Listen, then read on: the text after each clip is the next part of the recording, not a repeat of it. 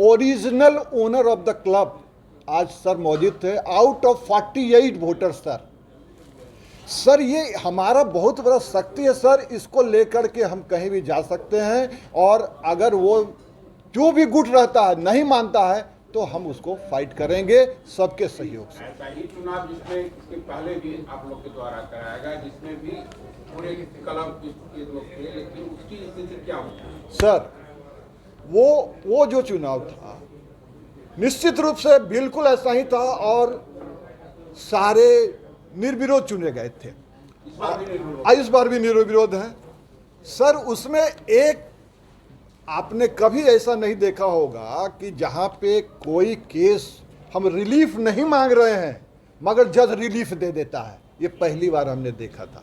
जिसके अगेंस्ट में हम कोर्ट भी गए थे मगर कुछ कारणों से हमको केस विड्रॉ करना पड़ा। मैं थोड़ा कंप्लीट कर दूं कि जजमेंट क्या लिखा उन्होंने बता देता हूं। उन्होंने लिखा कि हाई कोर्ट में जिस दिन आपका केस विड्रॉवल होने का ऑर्डर हुआ, आप उससे एक हफ्ता पहले इलेक्शन प्रोसेस में चले गए थे, इसलिए आपके इलेक्शन को रद्द किया जाता है। कहीं कोई पार्टी चुनाव के विरुद्ध में केस फाइल नहीं किया था सर, ये कैसे आ गया? और उसके बाद इन्होंने एक चीज़ और कह दिया कि 2008 के में जो इलेक्शन हुआ 2 साल के लिए था, तो उसके बाद जितना भी इलेक्शन हुआ वो सब अवैध हो गया, सारी चीज़ें अवैध होगी। इस तरह की बातें उन्होंने जब रखी तो उसके अगेंस्ट में सर हम, और उन्होंने जजमेंट में लिखा कि आप 3 महीने में आप अपना इलेक्शन कराएं, बीसीए को निर्देश दिया, और आप वोटर लिस्ट का सत्यापन कराइए और सत्यापित वोटरों से ही 3 मेंबर का कमेटी बनाइए एडहॉक, और वही एडहॉक कमेटी चुनाव कराएगी। जो हो न सका, बिहार क्रिकेट एसोसिएशन को बार बार स्मरण पत्र देते हुए भी वो नहीं कर सका। तो जब हमने देखा कि ये नहीं हो रहा है, रिप्रेजेंटेशन दे रहे हैं, सारे क्लब के लोग लिख के दे रहे हैं, और दूसरा आदमी जो उनका खुद का अपना आदमी है उसको वो सह दे रहे थे, जो हमारी नज़र में बिल्कुल अवैध है। काहे कि कोई भी संस्था में इलेक्टेड बॉडी ही होना चाहिए। निश्चित रूप से ये एडहॉक का खेला बंद होना चाहिए। ये मैसेज देने के लिए ही हमने सेक्रेटरी की बातों को मानते हुए और ओम्बड्समैन के निर्णय को देखते हुए ये इलेक्शन करवाया है। एक निर्णय और आया था हाल के दिनों में, नोटिफिकेशन हुआ है, जिसमें कहा गया था कि ये जो भी चुनाव होगा तो उसके वोटर लिस्ट को लोकपाल से सदस्य कमेटी से दिखाना होगा जी। क्या इस बार दिखाया गया या नहीं? अच्छा सर, एक मिनट हमको नंद कुमार से भाई बता, जानकारी है मुझे, अच्छा बोलिए। जानकारी है मुझे। जानकारी श्री नंद कुमार श्रीवास्तव जी रिटायर्ड जज थे, संजय कुमार और बादल जी, ये 3 मेंबर की कमेटी थी, जिसको कि उस समय के तत्कालीन ओम्बड्समैन ने ऑर्डर किया था कि आप ही तीनों सत्यापित करेंगे। सर बीसीए का जब चुनाव हुआ वो सारी कमेटियां भंग हो गई सर, तो अब हम किससे करावेंगे सत्यापित? नया सेक्रेटरी के साइड से एक नोटिफिकेशन हुआ है। एक मिनट, बोलो। एक मिनट।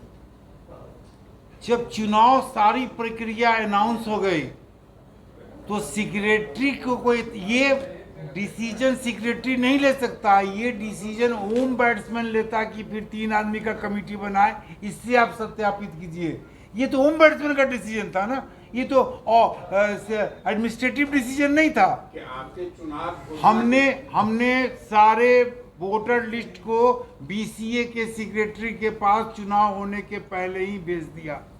ये जो नोटिफिकेशन बीसीए सेक्रेटरी के द्वारा आया था, आपके चुनाव घोषणा के बाद आया था। बाद आया है सर, और हमने और ये डिसीजन लेने का हक ओम्बड्समैन को था। ओम्बड्समैन ये डिसीजन लेता, ये डिसीजन ब्यूरोक्रेट्स नहीं लेता, ऑफिशियल नहीं लेता। लेकिन ये जो अनाउंसमेंट होने के बाद वो इन्होंने 3 आदमी का नाम, जिसमें न किसी का टेलीफोन नंबर है न किसी का ईमेल है, तो हम लोगों ने क्या किया कि ये सारे डिसीजन को हमने बीसीए सेक्रेटरी को भेज दिया। सारे वोटर लिस्ट जो हम आपको दे रहे हैं, हम बीसीए सेक्रेटरी को भेज दिए कि भैया आपका जो मेंबर है उसका तो नंबर मेरे पास रही है, तो आप ही ले लीजिए, आप ही उनको दे दीजिए। हमने उनको भेज दिया। हमने सारी प्रक्रिया को उचित और समुचित ढंग से पूरी तरह से लीगल वे में किया। जी चुनाव तो हुआ, लेकिन एक ऐसा भी सेक्शन का चुनाव आप लोगों ने किया है जो ज्वाइंट सेक्रेटरी के रूप में, ऐसा मनोनीत क्यों किया? अभी ऐसा क्या कारण? नहीं, ऐसा है सर कि हमने ज्वाइंट सेक्रेटरी का चुनाव हुआ है, मनोनीत हमने नहीं किया है। हमारे पास लोढ़ा कमेटी में ये नहीं है। मेरे यहाँ लोढ़ा कमेटी में है कि आप अपने खेल के संचालन के लिए अपने सुविधा के अनुसार नॉमिनेशन कर सकते हैं, नॉमिनेट कर सकते हैं। तो जब कमेटी ऑफ मैनेजमेंट जब नॉमिनेट करती, तो जब मेरा यहाँ फुल कमेटी बैठा हुआ है, इससे बड़ी कमेटी तो मेरे पास है नहीं, तो मैं फुल कमेटी में से ही उनको नॉमिनेट अगर करा लेता तो क्या बुरा किया। मैं क्रिकेट के संचालन के लिए मैंने एक असिस्टेंट सेक्रेटरी बनाया, जो ऐसा फिगर है जिसको पटना का हर व्यक्ति जानता है। क्रिकेट के संचालन में आप लोग के साथ कॉम्बिनेशन बैठाने में हमने उनको किया। क्रिकेट के संचालन के लिए जब कमेटी, मेरी फुल कमेटी यहाँ बैठी हुई है, तो मेरी क्या औकात, हमारी कमेटी की क्या औकात। आप लोग मालिक हैं, मेरा एजीएम मालिक है। तो जब मालिक ने इसको कहा कि हाँ कर लीजिए, तब एजीएम ने किया, हमने नहीं किया। हम एजीएम से प्रस्ताव भी एजीएम ने पास किया। जी आप भी इस पर और थोड़ा सा हम और स्पष्ट कर दें कि हमारे संगठन का सर्वोच्च सभा वो हमारा आम सभा है, और यहाँ कोई भी प्रश्न को, कोई भी प्रस्ताव को रखा जा सकता है। हम लोगों ने एक प्रस्ताव दिया था, मांग हुई हाउस से कि आपके संचालन के लिए कुछ 2 असिस्टेंट सेक्रेटरी का पद सृजित करें, जो कि नॉमिनेटेड होगा, इलेक्टेड नहीं होगा। लोढ़ा कमेटी का कोई हमने वायलेशन नहीं किया, वो बोलते हैं 6 तो 6 ही हमने रखा है इलेक्टेड, मगर जो 2 हैं वो हमारे नॉमिनेटेड हैं। एक की नाम की हमने घोषणा की जो आपके प्रेस रिलीज में नहीं है, नोट कर लीजिए, जो अभी अभी हुआ है। रूपक कुमार जी को सहायक सचिव के रूप में रखा गया है। आप लोग कृपया इसको नोट कर और लें। आपकी जानकारी के लिए बताते हैं कि रूपक कुमार प्रभा उनके सचिव भी है। हाँ, वो क्लब के पदाधिकारी हैं। हाँ, रिप्रेजेंटेटिव है। है। जो भी सर, हमने जो वोटर हैं हमारे, उसी के बीच से हमने लोगों को रखा है। सर रिलीज आपके छपने के बाद आपने निर्णय लिया या इसके पूर्व में? नहीं, बस ये जस्ट चूंकि इमीडिएट अभी हुआ था, इसलिए वो उस पर नहीं आया था। अचानक हाउस में बात आ गई तो उसको आप लोग ऐड कर लीजिए। जी, अभी एक नाम की घोषणा है सर, एक सीओ में आगे करेगी। क्रिकेट के लिए आप लोग के पास क्या रोल है? बोलो हो।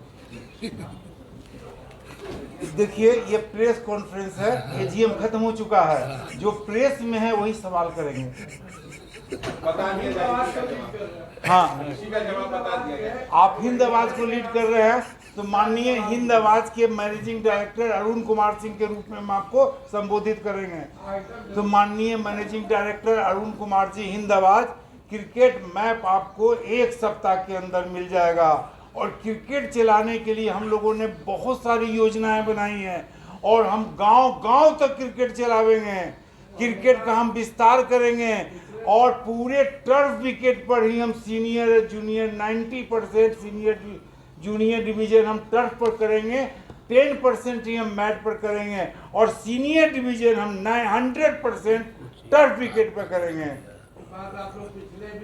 आप एकदम सही बोल रहे हैं। पिछले सुन लिया जाए जी कि हम लोग दूर देहात तक क्रिकेट कराएंगे। बिल्कुल आप सही बोल रहे हैं। शहर में केंद्रित रह गए और आपको एक टीमों को, माननीय महोदय, आप अपना रोड मैप क्लियर कीजिए। माननीय महोदय, आपको याद होगा कि हमने फतुआ में मैच कराया, हमने सब मजबूरी थी। नहीं, आप हमारे एफर्ट्स को मजबूरी नहीं कर सकते हैं। आप मेरे एफर्ट्स को मजबूरी नहीं कर सकते हैं, ये मेरा एफर्ट्स है, नहीं है, वो पटना ही है। तो हम हर जगह जहाँ जहाँ टर्फ अवेलेबल होगा हम मैच करावेंगे, और हम मीडिया को सूचित करेंगे, और हम कोशिश करेंगे कि हर महीने मीडिया से हम डायरेक्ट रूबरू हों, और रूबरू होकर मीडिया से बात करें, ताकि मीडिया को भी लगे कि क्रिकेट का संचालन सही हो रहा है कि गलत हो रहा है। संचार माध्यम को मालूम होना ये बहुत जरूरी है कि हम लोग क्या कर रहे हैं। क्रिकेट पीछा जा रहा है। क्रिकेट आप लोग कोर्ट में प्लेयर पीस रहे हैं, आप कोर्ट में क्रिकेट खेलते हैं, बच्चे ग्राउंड नहीं जा पाते हैं, जो परफॉर्म करते हैं वो टीम में नहीं रहते। आखिर आपकी कमेटी क्या करेगी इसके लिए? पूर्व में भी आपने कहा था रहेगा, नहीं। अभी जो आप देख रहे होंगे कि एक 2 तदर्थ कमेटी पहले से एक बन गई जिसका हम विरोध करते आ रहे थे और नहीं वो वाला नहीं, हम बता रहे तदर्थ कमेटी सर एक मिनट सर तदर्थ कमेटी जो वो बनाया गया तथाकथित, उसका काम था कि स्टेट में प्लेयर को सेलेक्ट कर करके भेजने का, मगर उसने तो पूरा बागडोर संभाल लिया पीडीसीए का। निश्चित रूप से सर वो गलत होता रहा, हम रिप्रेजेंटेशन प्रॉपर प्लेटफॉर्म पे देते रहे हैं सर, और आगे आपको ये आश्वासन देते हैं निश्चित रूप से क्रिकेट में खिलाड़ियों का बोलबाला ही रहेगा, उनका परफॉर्मेंस ही बोलेगा सर। हम लोग याद होगा आपको सर, याद दिलाना होंगे कि पिछली बार जो हम लोगों ने सीनियर और जूनियर का फाइनल कराया था, उसके बाद ही हमको उनका परफॉर्मेंस मेरे पास सबका था, मगर हम नहीं कर सके क्योंकि वो फैसला आया और वो तदर्थ कमेटी काम करने लगी। आपका सुझाव सर बहुत ही अच्छा है, स्वागत योग्य है सर। हम इस पर पूरी तरह से निर्भर करेंगे, खिलाड़ी से ही खेल का विकास होगा सर, ये निश्चित रहिए। आप देखेंगे आगे आने अगले सेशन में आप देखेंगे 2021 में जो मैच हुआ उसी आधार पर जो तदर्थ कमेटी काम कर रही है, 21 के परफॉर्मेंस के आधार पे ही वो दोनों हर टीम 19, 16 और सीनियर्स को भेजते रहे। आप क्रिकेटर ही रह चुके हैं, आपको याद होगा आपके समय में जब सीनियर टीम या जूनियर टीम बनती थी, पटना के 7-8 खिलाड़ी होते थे। पटना का सवाल इसलिए उठता है कि ये पीडीसीए का आपका कॉन्फ्रेंस है। आज पटना में क्या 2 ही 3 खिलाड़ी है या वो भी नहीं है जो टीम में खेल सके, या आप लोग काम सही से नहीं कर पा रहे? 2 वजह है, सुन लीजिए ना पहले। इसका 2 वजह है। एक तो पटना में जो इंफ्रास्ट्रक्चर है उसकी कमी हो गई, और जो गांव देहात में जो खेल होते थे, छोटे शहरों में जो खेल होते थे, वहाँ डेवलपमेंट बढ़ा, वो भी वजह है। और हमारे यहाँ खिलाड़ी स्ट्रगल करते रह गए क्योंकि एसोसिएशन का और आपस का लड़ाई के चलते। ये बहुत बड़ा वजह है, इसको दूर करना होगा, अभी भी दूर करना होगा। ये अभी भी ये प्रॉब्लम है, एग्जिस्ट कर रहा है। ये कमेटी चुन के आ गई है, लेकिन प्रॉब्लम एग्जिस्ट कर रहा है। जब तक जड़ से खत्म नहीं होगा तब तक ये सॉल्व नहीं। तो आपका कहना है आपके समय ये इंफ्रास्ट्रक्चर बहुत ज़्यादा डेवलप था, इसलिए 7-8 खिलाड़ी होते थे? नहीं, मैं 2 चीज़ बोल रहा हूँ इसमें। इंफ्रास्ट्रक्चर था पटना में, लेकिन छोटे शहरों में बिल्कुल नहीं था। तो अब वहाँ भी लोग मेहनत कर रहे हैं, वहाँ से हमारे भी जो लोग आ रहे हैं। बीसीए के जो भी प्रेसिडेंट है वो बुद्धिजीवी हैं, बुद्धि तो है नहीं लेकिन बुद्धि से जी रहे हैं, बस इतना ही जाने। पिछली कमेटी में क्या होता रहा, क्या होता रहेगा, उससे अब इस कमेटी को कोई मतलब। हम लोग क्या करेंगे, हम लोग क्या करेंगे, वो उसकी रूपरेखा हम लोगों ने बता दी है, आगे उसी पर काम चलेगा। और हम समझते हैं कि बढ़िया रिजल्ट, बढ़िया परिणाम देखने को मिलेगा। अब खिलाड़ियों के बेहतरी के लिए हर संभव उपाय किए जाए। बहुत सही बात। विमेंस क्रिकेट के बारे में आप लोगों ने क्या सोचा है? लीग नहीं होते हैं, उनको मैचेस नहीं मिलते, टूर्नामेंट पे आखिरी है विमेंस क्रिकेट। इस बार आपको ये शिकायत सुनने को नहीं मिलेगा, इस बार उनका भी मैच होगा, मौका दिया जाए, इस बार शिकायत सुनने को नहीं मिलेगा। कुछ मौका दिया जाए। अब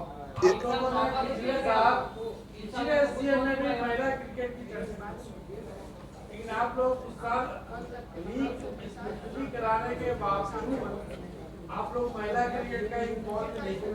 सर हम उस पर प्रकाश देंगे कि हम लोगों ने महिला क्रिकेट लीग कराने के लिए अपनी कमेटी भी तय कर दी थी, मगर इसी बीच वहाँ पे वो फैसला आने के बाद वो काम रुक गया सर। नहीं सर, वो था, वो कमेटी बनी पेपर पे नहीं होगा, ग्राउंड पे होगा। ये वाला सम्मानित ऐसा है अरुण बाबू। हाँ, इसमें क्रिकेट कराने वाले लोग जाते हैं, मुझे उम्मीद है कि आप लोग पूरा करेंगे, लेकिन कॉपी किताब पे न करके मैदान में लाए तो बेहतर होगा।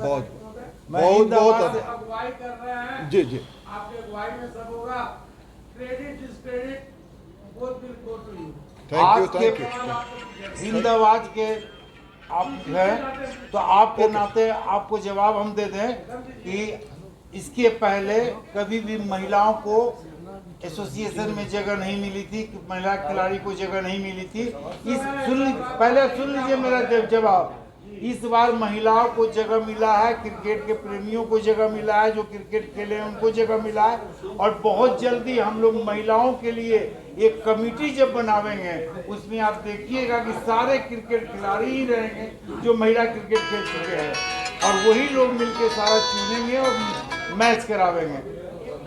मेंबर्स यहाँ पे हैं, एनुअल जनरल मीटिंग का आयोजन किए हैं हम लोग, क्या उद्देश्य है इस मीटिंग का? सबसे पहले थोड़ा ब्रीफ कर दें। देखिए, पटना डिस्ट्रिक्ट क्रिकेट एसोसिएशन का मीटिंग एजीएम जो है, यानी एनुअल जनरल मीटिंग, ये हर साल होगी।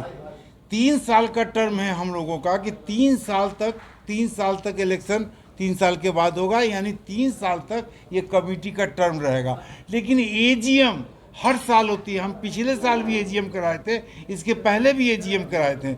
ये एजीएम करने का आदेश जो मिला है, इस पर विवेचना पूरी रूप से हमारे तहत कमेटी जो थे, उनके जो अध्यक्ष रविशंकर प्रसाद सिंह, भूतपूर्व बिहार क्रिकेट एसोसिएशन के सचिव भी रहे हैं, और पटना के क्रिकेट के उत्थान में इनका जो योगदान है, शायद आप लोगों को नहीं मालूम है, कभी बात होगी तो बताएंगे, ये आपको पूरी डिस्क्राइब करेंगे। बिहार क्रिकेट संघ के सचिव के द्वारा एक आदेश दिया गया कि पटना जिला क्रिकेट संघ का चुनाव कराया जाए, और उसी के तहत हमने ये काम की, और उसमें हमको चेयरमैन बनाया गया सचिव के द्वारा, और उसमें कमेटी के लोग भी रहे। अब मैं थोड़ा सा ये बता देना चाहता हूँ कि बिहार क्रिकेट संघ का जो चुनाव था 2022 में, उसके पहले जो लोकपाल थे राघवेंद्र प्रसाद सिंह, उन्होंने कमेटी का गठन किया था, 3 मैन कमेटी का, जिसमें कि एक रिटायर्ड डिस्ट्रिक्ट जज और 2 मेंबर थे। उन लोग को आदेश दिया गया था कि पटना में आप वोटर का सत्यापन करा करके 3 महीने के अंदर में चुनाव करा लें। लेकिन उस समय की जो कमेटी थी बीसीए की, उन लोगों ने चुनाव नहीं कराया, जिसके कारण कि पटना जिला वोट देने से भी वंचित रहा, भाग लेने से वंचित रहा बीसीए के इलेक्शन में। इलेक्शन समाप्त हो गया, पूर्व की कमेटी भंग हो गई।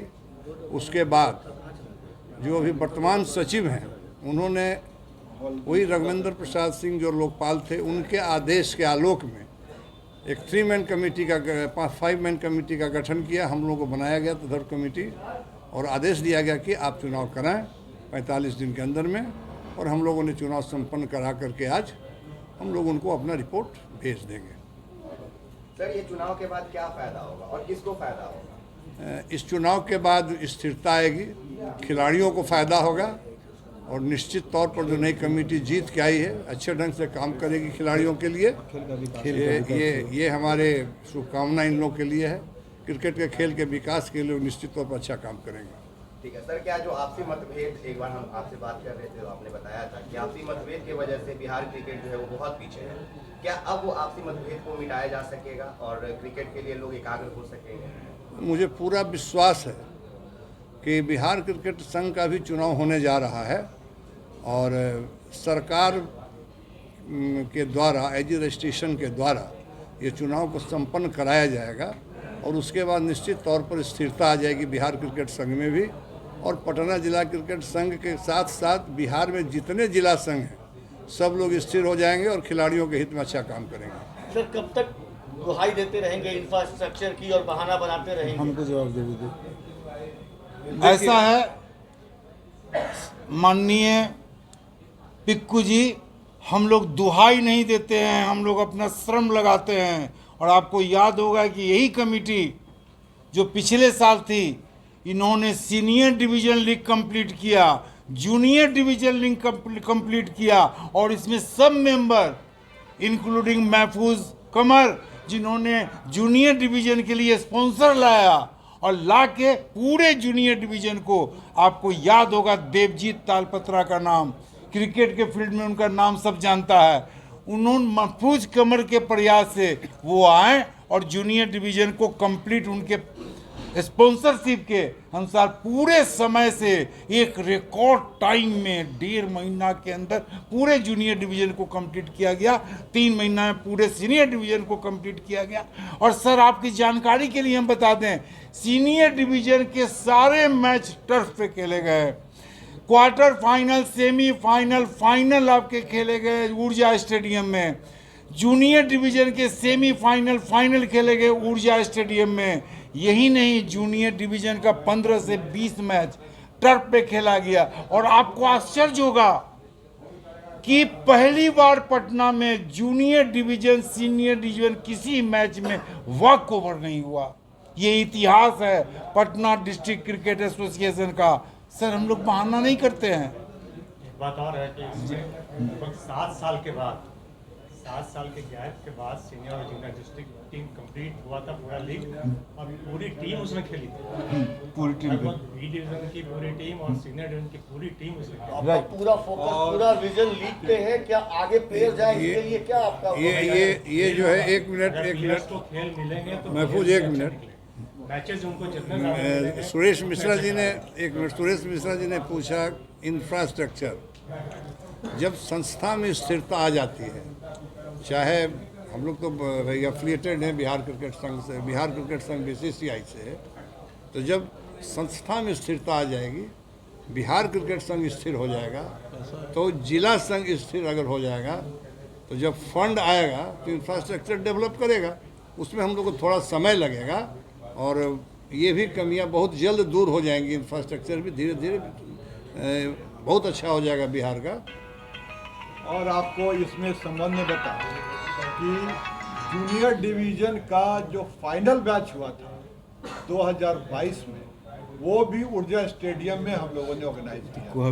और इसके बाद जो अभी इन्होंने अस्थिरता की बात की, कुछ ऐसे हम लोग पिछली बार 3 वर्षों के लिए चुने गए थे, 21 से 24 के लिए। कुछ ऐसी बातें हुई, कुछ हमारे विपरीत जो है वो फैसला आया, तो 1 साल हम इतना अच्छा कर सकते थे, आगे 2 साल निश्चित रूप से हम और भी अच्छा करते, मगर वो थोड़ी बाधा आई। मगर इस बार जैसे ही बिहार क्रिकेट एसोसिएशन भी अस्थिर हो जाता है, तो हम लोग भी बहुत अच्छे ढंग से काम करेंगे। आप लोगों का बहुत बहुत धन्यवाद। बिहार में सर, इस तरीके से पिछले रिकॉर्ड्स देखा सर, है कि भ्रष्टाचार की गंगोत्री में खूब स्नान किया है क्रिकेट का, खास करके अच्छे प्लेयर का पैसे के लेन देन की बात कई बार सामने आई है। जी। क्या अभी जो कमेटी बनी हुई है, जी, क्या उस भ्रष्टाचार उन्मूलन को साफ कर पाएगा? एकदम विश्वास जो पिछली कमेटी में जो होता आया है, वो इस कमेटी में नहीं होगा, ऐसा हम आश्वासन आपको दे सकते हैं। पिछली कमेटी में भी यही लोग नहीं, ये वहाँ की बात करें, गंगोत्री वहाँ की बात हो रही है, पीडीएसी की बात नहीं हो रही है, की बात नहीं हो रही है। ये आपकी सारा बिहार ये बीसीए की बात हो रही है, ना कि पीडीएसी की बात। बिल्कुल, तो पीडीएसी का बात ना करके बीसीए में जो होता रहा होगी, तो ये लोग, आप लोग ने इसको हाईलाइटेड करेंगे क्या हो रहा है, क्या नहीं हो रहा है। आप मीडिया अगर इसको दिखाएंगे तो हो सकता है कि लोग, खिलाड़ी खुल करके इसमें बोलने को तैयार है। पूरा देश तब देखता है जब अगर कोई बिहार का बच्चा दिल्ली से आवासीय प्रमाण पत्र बनवा के क्रिकेट खेलता है, मुंबई से खेलता है, और तब पूरा देश देखता है। तो क्या इसको फिर पर्सनली आदमी को पूछना पड़ेगा, क्या आप नहीं देखते हैं, क्या हम उस चीज को नहीं देखते हैं कि कोई रिंकू सिंह या रिंकू शर्मा जैसे लोग अगर क्रिकेट में आपका तो जाति ढूंढते हैं। 1 मिनट सर, जातियां जरूर ढूंढते हैं हम लोग उनकी। इशिता किशोर यूपीएससी में टॉप करती हैं, लोग जातियां ढूंढते हैं, पर बेस नहीं देखते हैं कि अगर यूपीएससी टॉप की तो इशिता कहाँ जाके पढ़ाई की है, या फिर अगर रिंकू शर्मा कहीं जाके छक्का मार रहा है तो वो कहाँ से सीखा है। बिहार का उसमें कोई योगदान नहीं रहता है। तो ऐसे कितने प्रतिभाशाली बच्चे हैं जो अपने बिहार को बेचकर कहीं और जाकर दूसरे राज्य का नाम रोशन करते हैं, चाहे उसमें पीडीए हो, चाहे बिहार क्रिकेट एसोसिएशन हो। जिम्मेदारी तो लगभग आप लोगों के ऊपर ही है। इसमें जिम्मेदारी सबसे ज्यादा डिस्ट्रिक्ट एसोसिएशन की है। डिस्ट्रिक्ट एसोसिएशन उन सब खिलाड़ियों को अपने यहाँ रजिस्टर्ड करता है। इसका रिकॉर्ड पटना में नहीं है। आप पटना का इतिहास उलट लीजिए। पटना क्रिकेट जो है किसी भी प्लेयर को बैक साइड से रजिस्ट्रेशन नहीं करता है, न करेगा। ये सबसे ज़्यादा अदर्स डिस्ट्रिक्ट में होता है। मैं किसी का नाम लेके कोई कंट्रोवर्सी नहीं पैदा करना चाहता हूँ, लेकिन पटना डिस्ट्रिक्ट की तरफ से ऐसा नहीं होगा, ये आश्वासन हम लोग मिलके दे रहे हैं। लेकिन मामला तो आता है हेमन ट्रॉफी खेलने के बाद रणजी में जब जैसे प्रवेश होता है जी, वही से भ्रष्टाचार का बिल्कुल है। ये बिहार क्रिकेट एसोसिएशन जो है, हमसे नाम मांगे, हम सही प्लेयर का पटना हमेशा नाम देता है। टेबल के नीचे से नहीं सर, टेबल के नीचे से पटना डिस्ट्रिक्ट क्रिकेट एसोसिएशन ने कभी काम नहीं किया है और आगे नहीं करेगा। मैं सचिव पटना डिस्ट्रिक्ट क्रिकेट एसोसिएशन आपको आश्वासन देता हूं, अगर कहीं से आपको भनक लगे, आप डायरेक्ट हम पर अटैक कीजिए, डायरेक्ट। इसके लिए रिस्पॉन्सिबल सचिव होगा। अगर एक खिलाड़ी गलत नाम जाता है, टेबल के नीचे नहीं, माथा के ऊपर वाला भी, पुराने रिकॉर्ड आप देखें जी, तो पटना के खिलाड़ियों कभी नहीं। पुराने कम से रिकॉर्ड कम के साथ हम आपसे पुनः निवेदन करते हैं कि एक खिलाड़ी भी अब अगर आप लोग किसी को नजर आ जाए, नीचे से नहीं ऊपर से भी, तो आप सीधे सचिव को ब्लेम करें, सचिव को कटघरे में खड़ा करें। पूरा कमेटी आपके साथ होगा। पूरा कमेटी जो बैठा हुआ है, एक एक मेंबर काफ़ी रिस्पॉन्सिबल है, पढ़ा लिखा है, हर चीज़ में अपना। हम गलत करते हैं तो मेरा मेंबर कहता कि भैया ये गलत, इसको ऐसे किया जाए। हमारे यहाँ ये सब नहीं चलता है। इसीलिए आपने जो सवाल पूछा, बड़ा ही सही सवाल पूछा, और आपको हम आपसे रिक्वेस्ट करते हैं कि आप हमेशा सचिव को रिस्पॉन्सिबल मानिए और सचिव पर डायरेक्ट अटैक करें आप। जी अमित भैया, ये मेरा सवाल आपसे है। आपने अक्सर एक्सपोज मीडिया पे एक 25 लाख वाला कोटेशन आप बोलते थे कि 25 लाख और 20 लाख लेके सौदा किया जाता है। सिर्फ इतना पूछेंगे कि क्या अब वो सवाल आपका सचिव के पास आके रुक जाएगा, क्योंकि अक्सर ये सवाल आप करते हैं।